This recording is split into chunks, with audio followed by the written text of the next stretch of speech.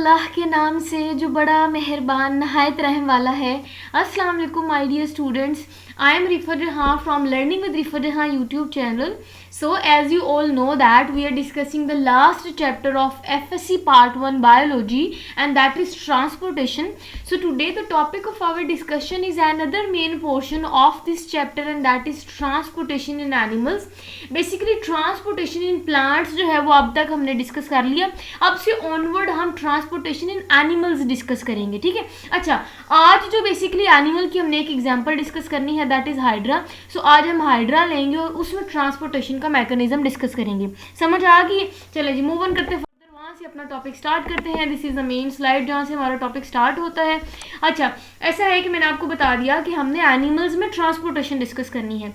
Animals की बात करें ना बेटा, तो एनिमल्स की दो मेजर कैटेगरीज होती हैं। नंबर वन, वो यूनिसेलुलर हो सकते हैं, वो एनिमल जो है वो मल्टीसेलुलर हो सकते हैं। अच्छा, यूनिसेलुलर एनिमल्स आपको पता है वो एनिमल जो जस्ट एक सेलुलर बॉडी रखता हो, मतलब जिनकी बॉडी सिर्फ एक सेल से मिलकर बनी हो, उनको हम सिंपल एनिमल्स भी बोल सकते हैं, ठीक है। अच्छा, अगर उसके अलावा अगर हम मल्टीसेलुलर एनिमल्स की बात करें तो multicellular animals basically complex animals माने जाते हैं, क्योंकि उनकी बॉडी बहुत ज़्यादा सेल से मिलके बनी होती है। समझ आ गई? अच्छा, अब हम ना सिंपल से कम्प्लेक्स तक का सफ़र करेंगे, मतलब कि हमने जो एनिमल्स में ट्रांसपोर्टेशन स्टार्ट की है वो सबसे पहले हम सिंपल एनिमल्स में डिस्कस करेंगे, सिंपल एनिमल्स की एग्जाम्पल में डिस्कस करेंगे, फिर हम ऑनवर्ड जो है वो कम्प्लेक्स या मल्टीसेलुलर एनिमल्स में एग्जाम्पल लेके डिस्कस करेंगे। समझ आ गई? चलिए जी, सिंपल से स्टार्ट करते हैं। सिंपल ग्रुप जो है एनिमल्स का जाहिर है वो फिर यूनिसेलुलर हुआ। अच्छा, अब ना थोड़ा सा डिफरेंस समझें कि जो यूनिसेलुलर एनिमल्स होते हैं ना, इनकी जो सरफेस एरिया होती है ना वो मैक्सिमम एक्सपोज्ड होती है एनवायरनमेंट के साथ। नहीं समझ आई? मैं आपको बताती हूँ। एग्जाम्पल अगर आप लेंगे हाइड्रा की, अगर एग्जाम्पल देखें, या फिर अगर हम ये प्लेनेरिया जो हम नेक्स्ट टॉपिक में डिस्कस करेंगे, इसकी अगर हम स्ट्रक्चर देखें, डायग्राम देखें, तो आप देख सकते हैं कि ये चिपटी हुई बॉडी रखते हैं। तो इनका जो सरफेस एरिया है वो इन्वायरमेंट के साथ बहुत ज़्यादा हद तक एक्सपोज होता है, ठीक है। इसका मतलब ये जो एनिमल्स होते हैं ये डायरेक्ट जो है इन्वायरमेंट के साथ ज़्यादा कांटेक्ट करते हैं as compare to multicellular animals, क्योंकि इनके जो सेल्स हैं ना, ये तकरीबन सारे ही सेल इन्वायरमेंट के साथ एक्सपोज होते हैं या उनके कॉन्टैक्ट में होते हैं। लेकिन अगर हम मल्टीसेलुलर एनिमल्स की बात करें या स्पेसिफिकली ह्यूमंस की बात करें, तो हमारे काफ़ी सारे सेल्स जो हैं वो अंदर की तरफ होते हैं, छुपे हुए होते हैं, जो कि इन्वायरमेंट के साथ डायरेक्ट कॉन्टैक्ट में नहीं होते। समझ आ गई? अच्छा, यही वजह है कि अगर हम सिंपल यूनिसेलुलर एनिमल्स की बात करें तो उनमें ना डायरेक्ट जो है वो इन्वायरमेंट से अपनी फूड भी ले रहे होते हैं, ठीक है। वो डायरेक्ट इन्वायरमेंट से गैसेज एक्सचेंज भी कर रहे होते हैं। क्यों? क्योंकि जो उनका सरफेस एरिया होता है वो मैक्सिमम होता है बाय वॉल्यूम रेशो। समझ आ गई? अच्छा, यही वजह है कि हम देखेंगे कि इनमें कोई स्पेशलाइज्ड ट्रांसपोर्ट सिस्टम नहीं होता, क्योंकि ये डायरेक्ट इन्वायरमेंट से जो लेते हैं ये डायरेक्टली ले लेते हैं। अब किन किन प्रोसीजर से लेते हैं वो हम देख लेते हैं। कुछ मैकेनिज्म होते हैं, जैसे कि ये डिफ्यूजन के थ्रू भी इन्वायरमेंट से अपनी जो मटेरियल है उसको एक्सचेंज कर सकते हैं, ऑस्मोसिस के थ्रू, एक्टिव ट्रांसपोर्ट के थ्रू, फैसिलिटेटेड डिफ्यूजन के थ्रू। समझ आ गई? तो ये कुछ मैकेनिज्म के थ्रू ये क्या करते हैं, क्योंकि इनकी सारी जो बॉडी है या इनकी बॉडी की जो सारी की सारी सरफेस एरिया है वो इन्वायरमेंट के साथ डायरेक्ट कॉन्टैक्ट में होती है। इसका मतलब इनको जो चाहिए ये डायरेक्ट इन्वायरमेंट से उस मटेरियल को डिफ्यूज कर लेते हैं या उसको डिफ्यूजन के प्रोसेस से अंदर अपनी बॉडी में भेज देते हैं। इसका मतलब उनमें कोई स्पेशलाइज्ड ट्रांसपोर्ट सिस्टम नहीं होता। समझ आ गई? यूनिसेलुलर में नहीं होता।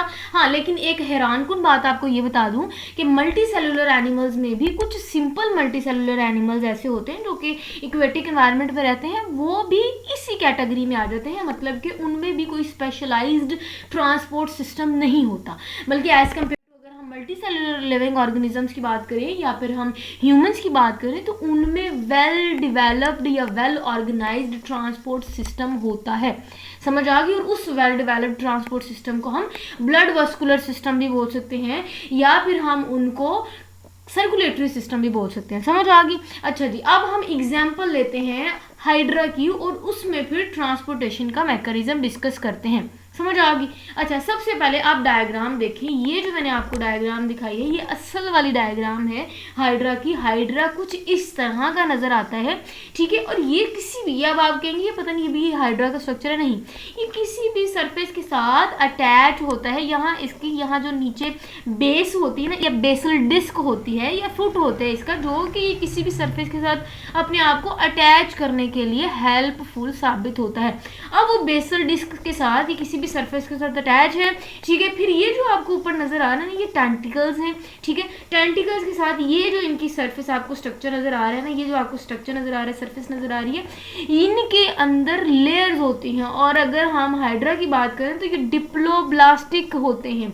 डिप्लोब्लास्टिक का मतलब इनके पास 2 लेयर्स होती हैं, ठीक है, ये 2 लेयर्स में मुश्तमिल होते हैं। अच्छा, अगर हम हाइड्रा की बात करें ना, तो ये जिन ग्रुप्स के साथ बिलोंग करते हैं ना, वो होते हैं सीलेंट्रेट्स, ठीक है। उसके अलावा ये नाइडेरिया, ये दोनों ग्रुप्स के साथ बिलोंग करते हैं। समझ आ गई। अगर हम इनकी हैबिटेट की बात करें तो मैंने आपको बता दिया कि ये इक्वेटिक एनवायरनमेंट में रहते हैं, और इक्वेटिक इनका जो है वो हैबिटेट होता है, और वहाँ ये किसी भी सरफेस के साथ अटैच होते हैं। अब मैं बार बार सरफेस के साथ अटैच कर रही हूँ, इसका मतलब ये इमूवेबल होते हैं, ये ससाइल नहीं होते, ये मूव नहीं कर सकते, ये एक जगह से दूसरी जगह नहीं जाते, जस्ट सरफेस के साथ अटैच रहते हैं बेसल डिस्क की मदद से।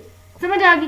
चलेंगे अब आहिस्ता आहिस्ता हम मूव ऑन करते जाएंगे, फिर फर्दर जो भी डिटेल होगी मैं आपको बता दूंगी। अभी तक यही कि ये इक्वेटिक है, ठीक है, डिप्लोब्लास्टिक हैं, 2 लेयर्स पे मुश्तमिल होते हैं, सीलेंट्रेट्स हैं क्योंकि ये जो नाइडेरिया और सीलेंट्रेटा जो ग्रुप है उसके साथ बिलोंग करते हैं। फ्रेश वाटर इनका हैबिटेट होता है। हाइड्रा की बॉडी जो है वो 2 लेयर्स पे मुश्तमिल होती है, यही वजह कि हम इनको डिप्लोब्लास्टिक बोलते हैं। समझ आ गई। अब सवाल माइंड में आता है कि जो 2 लेयर्स हैं वो कौन कौन सी हैं। जो आउटर लेयर होती है उसको कहते हैं एक्टोडर्म। क्या बोलते हैं? एक्टोडर्म। और एक्टोडर्म के फौरन बाद जो इनर लेयर होती है उसको बोलते हैं एंडोडर्म। और एक्टोडर्म और एंडोडर्म को सेपरेट करती है एक नॉन सेलुलर स्ट्रक्चर या जेल लाइक स्ट्रक्चर जिसको मिजोग्लिया बोलते हैं। समझ आ गई। अच्छा जी, ये डिप्लोब्लास्टिक है, 2 लेयर्स में मुश्तमिल होते हैं। पहली लेयर एक्टोडर्म, दूसरी लेयर एंडोडर्म। इन दोनों लेयर्स के दरमियान एक gel like non cellular material होता है जो कि मिजोग्लिया होता है, जो कि इन दोनों लेयर्स को सेपरेट करता है। समझ आ गई। अच्छा, यहाँ तक की यही डिटेल थी। आगे अब हमने बेसिकली इनमें मैकेनिज्म डिस्कस करना है ट्रांसपोर्ट का, मतलब कि इनमें मटेरियल की ट्रांसपोर्ट कैसे होती है। समझ आ गई। अच्छा, ये ना जितने भी पॉइंट्स हैं ना, यहाँ तक का हमारा टॉपिक है आज। इसके बाद जो है वो हम प्लेन एरिया में डिस्कस करेंगे, लेकिन ये जो 2 स्लाइड्स आज हमने डिस्कस करनी है ये ना इसमें ट्रांसपोर्ट रिलेटेड मैकेनिज्म बताया हुआ है। लेकिन मैं आपकी ज़िंदगी आसान कर देती हूँ, मैं आपको ना डायग्राम पे देखते हुए सब कुछ समझा देती हूँ। आपको पॉइंट्स जो है वो समझने बहुत आसान हो जाएगी। अभी आप पॉइंट्स देख के पता नहीं बोर हो रहे होगे, पता नहीं क्या क्या लिखा हुआ ब्ला ब्ला ब्ला, लेकिन जब हम डायग्राम की मदद से समझेंगे तो हमें बहुत आसान लगेगा। अच्छा, डायग्राम समझें, ये जी फुट है, एपिडर्मिस है, खैर छोड़ें। जो बताने वाली बात है ना, ये जो आपको ब्लू कलर की कैविटी नजर आ रही है ना, इसको गैस्ट्रोवास्कुलर कैविटी भी बोलते हैं। इसको जो है वो हम एंटीरॉन भी बोल सकते हैं, इसको हम सीलेंट्रॉन भी बोल सकते हैं, ठीक है, या फिर हम इसको डाइजेस्टिव कैविटी भी बोल सकते हैं। तो बहुत ज्यादा इसके नाम है। I repeat, gastrovascular cavity, coelenteron, enteron and digestive cavity. समझ आ गई। अच्छा, ये सारे के सारे इसके नाम है। अब सवाल पैदा होता है कि ट्रांसपोर्ट कैसे होती है, ठीक है। अच्छा, यहाँ अगर आप देखें तो ये है माउथ, इसका मतलब मटेरियल ने इनके मुंह के जरिए अंदर एंटर होना है। अच्छा, यहाँ एक समझें आप बात, वो ये कि इनका ना एक ही ओपनिंग होती है, इनमें कोई दूसरी ओपनिंग नहीं होती। अब आप कहेंगे दूसरी ओपनिंग क्या मतलब मैम?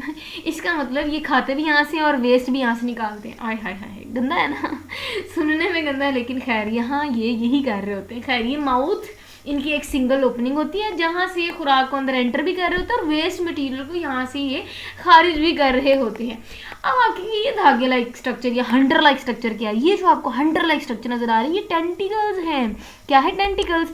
अच्छा, मैंने स्ट्रक्चर समझा दिया। अब आते हैं जी इनके मैकेनिज्म की तरफ कि ये कैसे ट्रांसपोर्ट करते हैं। अच्छा, ऐसा है क्योंकि मैंने आपको कहा कि इनका जो इन्वायरमेंट है ये फ्रेश वाटर में रहते हैं, मतलब कि इनके इन्वायरमेंट में वाटर है, और वाटर में आपको पता है गैसेस भी डिसॉल्व होती हैं। ये जो अपनी खुराक है वो भी वाटर से लेते हैं। अच्छा, इनमें ना एक चीज़ आप समझ लें कि इनमें जो डिफ्यूजन है ना वो डायरेक्ट यहाँ से नहीं होगी, मतलब ये आउटसाइड द इन्वायरमेंट से जस्ट गैसेस लेंगे, ठीक है। ये जो इनकी बाहर आउटर लेयर मैंने आपको बताई जो कि एक्टोडर्म है, तो हाइड्रा जो एक्टोडर्म है ना उसको यूज़ करते हुए जस्ट गैसेस एक्सचेंज करते हैं। समझ आ गई। ये मटीरियल को एक्टोडर्म के जरिए अंदर नहीं एंटर होने देते, ये मटीरियल को माउथ के थ्रू एंटर करते हैं। समझ आ गई? ये बात क्लियर करने वाली है कि एक्टोडर्म के मदद से ये जस्ट गैसेज एक्सचेंज करते हैं, लेकिन माउथ से ये खुराक को एंटर करते हैं। समझ आ गई? मतलब कि सरफेस से फूड डिफ्यूज नहीं हो रही, लेकिन गैसेज एक्सचेंज हो रही है। ठीक है, अच्छा जी, अब आते हैं माउथ की तरफ। अब ये जो टेंटिकल्स है ना, इन टेंटिकल्स की मदद से ये खुराक को माउथ के जरिए अपनी बॉडी कैविटी या फिर गैस्ट्रोवास्कुलर कैविटी में एंटर करवाते हैं। समझ आ गई? टेंटिकल्स जो है वो हाथों की, जैसे हाथों की मदद से मुंह में नहीं खुराक डालते, ये टेंटिकल्स भी ये हाथों की तरह इसको इस्तेमाल कर रहे होते हैं और ये अपनी खुराक को माउथ के जरिए अंदर एंटर करते हैं। अब इसको हाथ ना समझने लग जाए ना, मतलब कि ये उनकी मदद से जैसे टेंटिकल्स मूव करते हैं, ये उन मूवमेंट के जरिए खुराक को माउथ के जरिए अंदर गैस्ट्रोवास्कुलर कैविटी में एंटर करते हैं। एंटर होगी? अच्छा जी, उसके बाद ना जो सेकंड लेयर है, जो कि मैंने आपको बताया कि एंडोडर्मिस है, ये आप समझ रहे हैं कि ये एंडोडर्मिस है, एक्टोडर्मिस है। ठीक है, एक्टोडर्मिस से जस्ट हमने कहा था कि गैसेज आ रही हैं, लेकिन ये जो एंडोडर्मिस है ना, इनमें कुछ फ्लैजिला लगा होता है। अब टेंटिकल्स की मदद से भी खुराक अंदर एंटर की, और यहाँ एंडोडर्मिस में भी कुछ फ्लैजिला लगे होते हैं जो कि खुराक की मूवमेंट करा रहे होते हैं, मतलब कि खुराक को डिस्ट्रीब्यूट कर रहे होते हैं इस पूरी गैस्ट्रोवास्कुलर कैविटी में। समझ आ गई? अच्छा, अब हम समझते हैं कि मैकेनिज्म कैसे है, खुराक को ये कैसे डाइजेस्ट करते हैं और वेस्ट को कैसे ये बाहर एलिमिनेट कर रहे होते हैं।